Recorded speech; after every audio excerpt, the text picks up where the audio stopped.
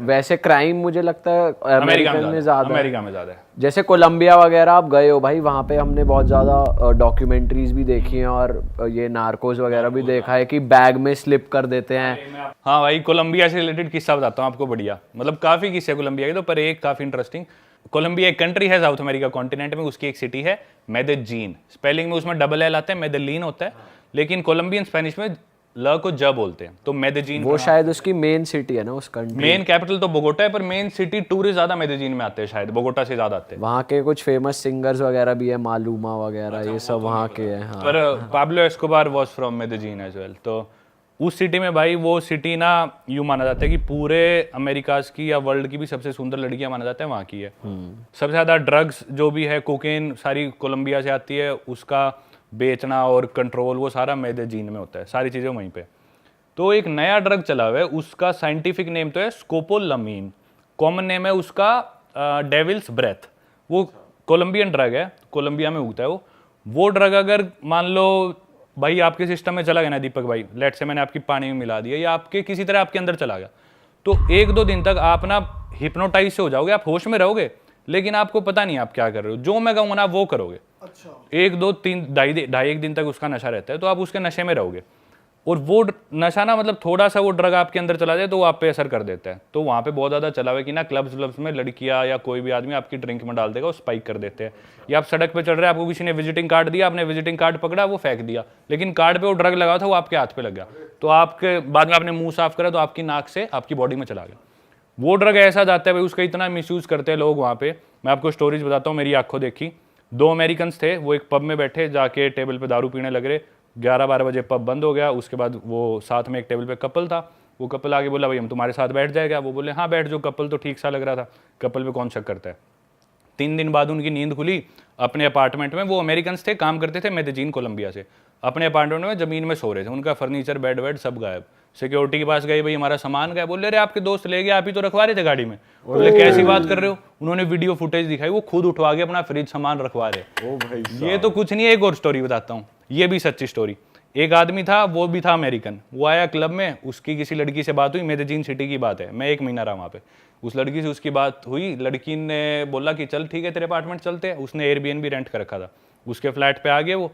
उस लड़की की नींद खुली है भाई 2-2.5 दिन बाद अपने बाथटब में, और बाथटब में थी बर्फ और बाथटब पूरा लाल। 2 दिन बाद क्या किया, वो लड़की उसके साथ आई तो आई, उसकी ड्रिंक स्पाइक कर दी। बाद में आता है एक डॉक्टर और एक आदमी आते हैं, उस लड़की की किडनी निकाल के ले गए, और यहाँ पे स्टिचेस आए हुए और बाथटब में बर्फ में लेटा हुआ आदमी। ये करता है वो ड्रग भाई वहाँ पे। तो मेदेजीन में you have to be very careful. मैं नहीं जानता किसी भी एक ट्रैवलर को जो मेदेजीन गया और लूटा ना हो। आपके ऊपर भी हुआ है कभी? मेरे साथ नहीं हुआ भाई। तो वो ट्रैवलर आप ही हो जो नहीं लूटे? मैं मानता हूँ भाई, मैं इतना केयरफुल था ना, आप कह रहे थे मैं रिस्की जगह पे जाता हूँ, मेदेजीन जितना डर मेरे को कहीं नहीं लगा और उतने मजे भी कहीं नहीं आए टू बी ऑनेस्ट। रात को मैं निकलता नहीं था, हमेशा ग्रुप बना के निकलो, जैसे बाहर जाना है तो और दोस्त बनाओ, 7-8 के ग्रुप में निकलो, अकेले नहीं जाना। एक आधी बार मजबूरी मेरे को रात को जाना पड़ा है तो मैं शॉर्ट्स जूते पहन के निकला हूँ, फोन वोन घर पे छोड़ के और भागता हुआ जाता हूँ और काम करके भागता हुआ आ गया, वरना बाहर निकलो ही मत। ड्रिंक हमेशा अपनी कवर्ड रखनी है, अंगूठा डाल के रखना है, ग्रुप में रहना है, अनजान आदमी से बात नहीं करनी, अनजान लड़की से बात नहीं करनी। लोग सोचते हैं भाई इतनी सुंदर लड़की आके मेरे से बात कर रही है कुछ, अरे भाई तुमसे इंडिया में बात नहीं करी, वहां पे कोई क्यों करेगी। सही बात। तो ऑब्वियस आदमी को पता है मैं कितना पानी में हूँ, तो जाके ना ऐसे कई लोग यूं रिफर जाते हैं कि मैं तो यूं, तो थोड़ा वो चीज़ ध्यान रखनी पड़ती है। आप कंट्रोल आपने देखा तो कोई दिक्कत नहीं। भाई ड्रग कार्टेल यार मैक्सिको में भी बहुत है और क्राइम रेट भी है, तो वहाँ गए हो आप, वहाँ का कुछ बताओ। वहाँ पे भाई आप नाम लो कंट्री का किस्सा है मेरे पास। तो जो जितना पहले क्राइम था ना, वो था मोस्टली कार्टेल्स वगैरह, कोलंबिया में ज्यादा कंट्रोल थे। कोलंबिया में अब कार्टेल रिलेटेड क्राइम कम हो गया और वो शिफ्ट हो गया मैक्सिको में। तो मोस्टली जितने भी कार्टेल थे वो मैक्सिको में। मैक्सिको का जो ड्रग लॉर्ड है मेन, वो है एल चैपो, जो कि अमेरिका में शायद कोलोराडो की जेल में लाइफ सेंटेंस उसे मिली हुई है। पाब्लो एस्कोबार तो कोलंबिया में, अभी भी उसकी कार्टेल चल रही है। हाँ वही बता रहा हूँ मैं, उसी पे आ रहा हूँ। उसकी कार्टेल है सिनालोआ कार्टेल। तो मैं एक सिटी में रहा था, ग्वादलाहारा, जो कि मैक्सिको में, ये उधर भी मेरा 1 महीना। उस सिटी में ही वो ऑपरेट करती है, उसके आसपास आउटस्कर्ट्स में सिनालोआ कार्टेल। एल चैपो भाई इतना इन्फ्लुएंशियल आदमी है, उसके लड़के को पुलिस ने पकड़ लिया था 2-3 साल पहले, शायद 2019 की बात है, कोविड से पहले की। तो भाई उसके कार्टेल ने आर्मी पे हमला कर दिया, देश की पुलिस पे, सड़कों पे लोगों को मार रहे, गाड़ियां पकड़ ली। तो मतलब इतना प्रेशर आ गया प्रेसिडेंट पे, उसके लड़के को छोड़ना पड़ा। क्यों छोड़ना पड़ा? क्योंकि भाई उसके कार्टेल ने आर्मी पे हमला कर दिया, इतना दबाव बना दिया। अब हिम्मत करके उस के लड़के को थोड़ा सा दोबारा पकड़ा है, एक साल भी नहीं हुआ, कुछ महीने पहले दोबारा पकड़ा है, तो दोबारा वहाँ पे वो कर रहे हैं लफड़ाबाजी, राइट्स वगैरह चल रहे हैं। एनीवेज मैं था भाई ग्वादलाहारा सिटी में, हम हॉस्टल से गए, दोस्त बन गए, एक दोस्त था मेरा अर्जेंटीना का मैक्सी, और एक अमेरिका का, ऐसे हमारा ग्रुप सा बन गया 6-7 लोगों का, हम चले गए क्लब में। तो ग्वादलाहारा जो सिटी थी उधर एक टेक्नो क्लब था, अच्छा, तो अपने को ज़्यादा टेक्नो वेक्नो समझ में नहीं आते, पर ठीक है जाके खड़े हो गए, हाथ पैर वैसे ही लाने होते। तो मैं अपना खड़ा रहा, वहाँ पे हमारी होगी दोस्ती 2 लड़कियों से, हमारे ग्रुप में लड़कियाँ भी थी ऑलरेडी, तो 2 और लड़कियों से हमारी दोस्ती होगी। तो हमने सोचा चलो वापस हॉस्टल चलते हैं। हम आके अपने हॉस्टल में, डॉर्म्स में तो लोग सो रहे होते हैं, तो हम बैठ गए छत पे, सुबह के 5-6 बज गए थे। एक लड़की को ठंड लग रही थी, मेरे पास एक्स्ट्रा जैकेट थी, मैं अपने बेड में से ला के मैंने उसे जैकेट दे दी ऊपर छत पे, ले पहन ले। बात चलने लग रही है कि भी अच्छा क्या करते हैं, सब सुबह के 6-7 बज गए, और उनमें से एक लड़की, तो कुछ लोग उठ भी गए, जाके सो गए, तो हम 4-5 लोग बचे थे। तो उसमें से एक लड़की बोलती कि मेरे पापा एल चैपो के लिए काम करते हैं सिनालोआ कार्टेल में, और भाई हम जो, मैं और मेरे साथ में 1-2 और दोस्त हैं, हम बिल्कुल ऐसे सुन रहे हैं कि भाई किसके साथ बैठे हैं, मैं यहाँ पे तो कोई बचाने भी नहीं आने वाला, कुछ होगा तो। मेरी जैकेट उसके पास, आज भी उसी के पास है मेरी जैकेट, मैं लेके नहीं आया। मैं भाई बाथरूम के बहाने गया और आगे बेड में सो गया।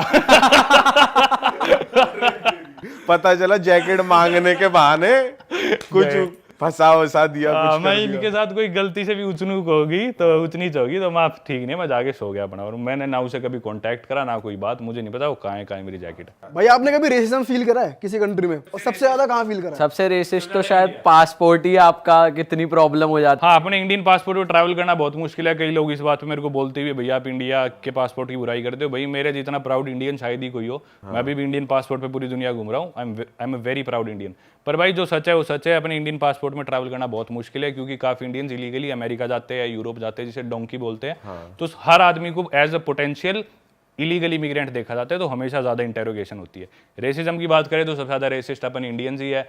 तू कौन सी जात का है, तू काला है, तू गोरा है, तू कौन सी स्टेट का है, तू नॉर्थ का है, तू साउथ का है। इतना रेसिज्म कहीं नहीं है जितना अपने बाहर ऐसा कोई खास रेसिज्म होता है, थोड़ा बहुत हर जगह। मेरे को इतना ज़्यादा फील हुआ, मेरे को हमेशा स्पेशली फील हुआ, क्योंकि एक स्टीरियोटाइप सोच रखा होता है इंडियन होएगा कोई छोटा सा आएगा चश्मे लगा के कंप्यूटर पे काम करने वाले हो, तो या फिर होगा वो डोंकी वाला जो पेट्रोल पंप पे काम करते हैं, मैकडी पे काम, तो सोचते हैं इंडियन और बैकपैकर ऐसे ट्रैवलर दुनिया घूम रहा है। तो मेरे को देख के आमतौर पर लोग थोड़े से इंप्रेस हो जाते हैं, भाई इंडियंस हमने देखे नहीं ऐसे ट्रैवल करते हुए, और इंडियंस तो छोटे छोटे होते हैं, आप थोड़े लंबे हो, देखने में थोड़ी सी आपकी हाइट बॉडी, तो ऐसा कुछ हुआ नहीं। हालांकि मैं भी काला ही हूँ, कालो जैसा ही हूँ, पर मेरे को कभी ऐसा रेसिज्म नहीं हुआ।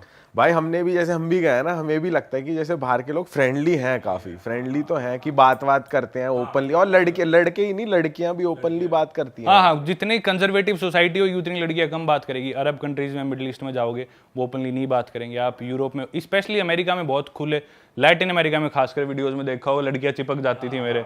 भाई लाइन वाइन मारती थी लड़कियां तो जिम विम में आप पे। वहाँ असली में फील होता था भाई इंडिया में लड़कियां कैसे सर्वाइव करें, क्योंकि लड़के छेड़ते इंडिया में लड़कियों को, वहाँ पे उल्टा हो रहा था भाई। वहाँ मेरे को लड़कियां इतना छेड़ती थी, बस से उतरता चिपक जाती थी। कहीं पे मैं कॉफी लेने गया तो रोक के मेरे साथ स्टोरी डाल देती थी और लिख देती थी माय बॉयफ्रेंड। ओह, ये भी हो रखा है? रोज होता था भाई। हाँ, बहुत होता था ये। भाई बहुत खुश नसीब हो आप। भाई अब मुझे जरा फटाफट ये बता दो, जब कैमरा कट होता था उसके बाद क्या होता था? और मुझे लग रहा है कैमरा कट इसलिए हुआ करता था कि बैटरी डाउन होती थी। भाई कुछ नहीं होता था, कैमरा कट होता था तो मैं जाके अपना जिम जाता था, डे पास लेता था, जिम करके बढ़िया डाइट लेके और अपना सो जाता था। डॉर्म्स में रुकता था यार, मैं हॉस्टल्स में कुछ नहीं होता था। सही बात है, अकेले सोने का मजा अलग है। मजा अलग है। वैसे ऑन ए सीरियस नोट भाई, डेट करा है आपने किसी फॉरेनर को? किसी से प्यार नहीं हुआ भाई? इतनी सुंदर सुंदर होती हैं यार वो। पता है क्या, इसके बारे में बताता हूँ। फॉरेनर से प्यार ज्यादातर केसेस में उन्हें होता है जो या तो पहली बार फॉरेनर से मिला हो या पहली बार बाहर गया हो, और जिसे इंडिया में कभी प्यार ना मिला हो। जिसने इंडिया में लड़कियां देख ली, इंडिया में ऑलरेडी अटेंशन मिल गई, तो उसे बाहर भी मिलेगी ऑब्वियसली। तो वो सोचता है यार बाहर में मेरे को गोरी ने मेरे से बात कर ली, 1 मिनट उसने मेरे को गुड मॉर्निंग बोल दिया, वो मेरे साथ प्यार में है, शायद मैं भी उससे बहुत प्यार करता हूँ, फिर वो आदमी उसे रोज मैसेज करेगा, गलती से वो टाइम पास के लिए शायद उसे रिलेशनशिप में भी आ जाए। तो उन लोगों के साथ ये चीज़ें ज़्यादा होती है, जो मोस्ट केसेस में, सबकी बात नहीं कर रहा, ज़्यादातर वो लोग होते हैं। पर मैं देख चुका था थोड़ी बहुत अटेंशन, हालांकि इतना बढ़िया नहीं दिखता मैं, पर थोड़ी बहुत फेमस होने के बाद अटेंशन मिलने लग जाती है। तो यहाँ भी मिल रही थी फिर बात। भाई ऐसा नहीं, आप बढ़िया दिखते हो भाई, आपने बॉडी बढ़िया यार, जिम में पूरा। भाई वैसे लड़कियां ना हाइट से बहुत अट्रैक्ट होती हैं, ऐसा है? और गोरियां या फिर ब्राउन स्किन से? दोनों पे आता हूँ। आप मेरे को बस, मैं बोलता रहूंगा, मैं मेरे साथ जिक्र छेड़ते रहो, ठीक है। मेरे को टॉपिक दे दो। पहले मैं हाइट की बात करता हूँ भाई। कोई एक ऐसी चीज नहीं है जो आपको सोसाइटी में ज्यादा डिमांडेबल बनाती है। लड़कियों को भाई सोसाइटी में उनकी डिमांड होने के लिए सिर्फ खूबसूरत होना चाहिए। वो चाहे दिमाग से डम्ब है, पागल है, बोलना नहीं आता, बात करनी नहीं आती, कोई फर्क नहीं पड़ता। दिखने में खूबसूरत है, उसके दोस्त भी इज्जत करेंगे, घर वाले भी हमारी लड़की सुंदर है, रिश्तेदार भी वो फलानी लड़की वो बहुत सुंदर है, कुछ नहीं चाहिए। लड़के की भाई डिमांड होने के, लड़के को लंबा भी होना पड़ेगा, सुंदर भी होना पड़ेगा, फनी भी होना पड़ेगा, रिच भी होना पड़ेगा, सक्सेसफुल भी होना पड़ेगा, सारी चीजें होनी चाहिए। तो सिर्फ एक फैक्टर हो गए नहीं आप हो सकते। सिर्फ लंबा ही नहीं, आपको हर चीज में 10 में से 6-7 होना पड़ेगा। पूरा लंबा होने की जरूरत नहीं, ठीक है, एवरेज से अबव हाइट हो, एवरेज से अबव आप सक्सेसफुल हो, एवरेज से अबव आप फनी हो, तो वो सारी चीजें मिलके एक अच्छा आदमी बनता है जो जिसकी डिमांड हो। और कलर की आपने बात करी तो एक्सोटिक है कलर, गोरी चमड़ी के लिए ये रंग एक्सोटिक है। अब अपने भी एक एक्सोटिक मतलब कोई नई चीज है। अपने एक गली का कुत्ता दिखा, अपन सोचते हैं देसी गंडक, हरियाणवी में गंडक बोल देते हैं कुत्ते को। और वहीं कोई दिख जाए भाई French mastiff, oh my God so cute, तो अपने लिए एक्सोटिक है। वो घूमता नहीं अपनी गलियों में, क्या पता उनकी गली में वो घूमता, उनको अपने वाले लगेंगे। तो अपने लिए गोरी चमड़ी आती है, वाह यार गोरी चमड़ी, वही वाली गोरी चीज़ है। को हमें एक्सोटिक लगे, सिर्फ इतना और कुछ नहीं है। इंडिया में ज्यादा है, लेकिन मुझे ऐसा लगता है कि अगर तुम्हारी बॉडी वॉडी भी ठीक नहीं है ना, और हाइट वाइट भी इतनी, अगर तुम्हारे कम्युनिकेशन स्किल सही है, बात कर पा रहे हो, हाँ, तो उसी का भाई पार्ट है भाई वो गेम फिर ऑन, तुम उस गेम में हो, उस गेम में हो भाई। वैसे हम क्योंकि इतना ज़्यादा ट्रैवल नहीं करा, हम लंदन गए हैं, तो वहाँ हमने ये चीज़ नोटिस करी है कि लड़कियाँ एक्चुअली बहुत ज़्यादा गोल्ड डिगर हैं।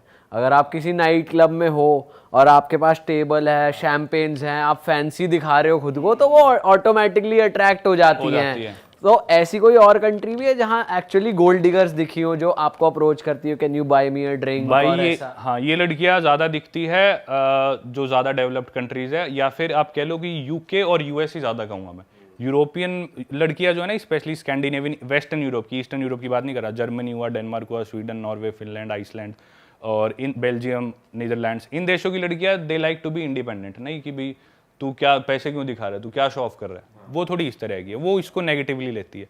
तो डिपेंड करता है कौन सी सोसाइटी है, किस बैकग्राउंड से आती है, उसी हिसाब से हमारा माइंडसेट भी चेंज होता है।